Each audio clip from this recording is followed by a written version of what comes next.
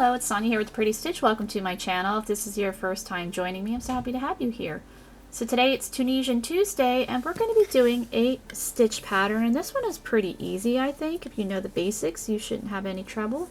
So what you want to do is just chain a multiple of 2. So I think it's 14 chains here, 14 or 16, we'll see. And what you're going to do is in the back bump of your chain, we're just going to be pulling up loops. So in that second bump, I'm just going to go across and pull up my loops. So whatever you chained is the amount of loops you will have on your hook. And this is our setup row for row 1. And as always, Tunisian is worked in 2 parts. So this is the first part, and then we'll work on the second part. And the yarn I'm using today is called Bella Cocoa. I've never used it before. It's a cotton blend. It's actually really nice. I think it has cotton, wool, and acrylic in it. I think the color is very pretty. Alright, so here is the first part of row 1. So to work off these loops, you're going to yarn over, pull through 1, yarn over, pull through 2 for the rest of the row. And this stitch pattern is just a 2-row repeat. So you will be repeating rows 2 and 3 for however long you want your swatch. And if you've never done Tunisian crochet before, I do have a whole playlist that I can link for you, and you can check that out. Alright, so there is row 1 that we worked off. So let's get started for row 2. So what we're going to do is we're going to yarn over, and in the first 2 bars we're going to work a Tunisian simple stitch. So I'm going to insert my hook into that bar and that one and just work that simple stitch. I'm going to repeat that, yarn over, insert my hook into the next 2, pull up my loop, and we're just going to do this all the way across. So we are actually working like a type of decrease stitch, but because we're yarning over, we're actually putting the stitch back on.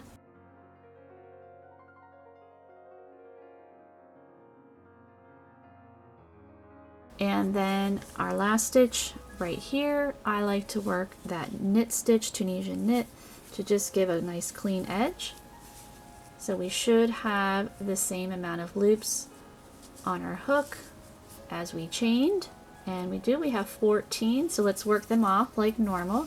So yarn over, pull through 1, yarn over, pull through 2 for the rest of the row.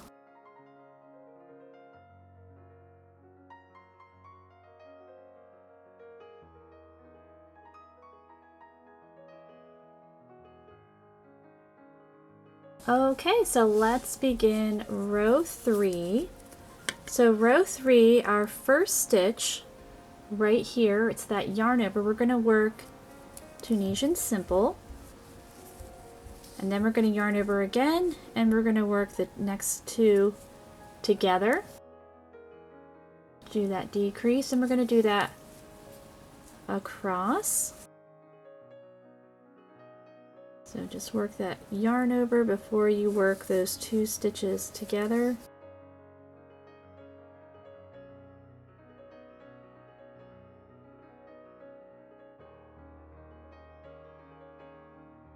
And then you will have 2 stitches left. So this last one we're just working Tunisian simple, and then we work that knit stitch, and then you just work your stitches off like normal. So what you want to do is just repeat rows 2 and 3.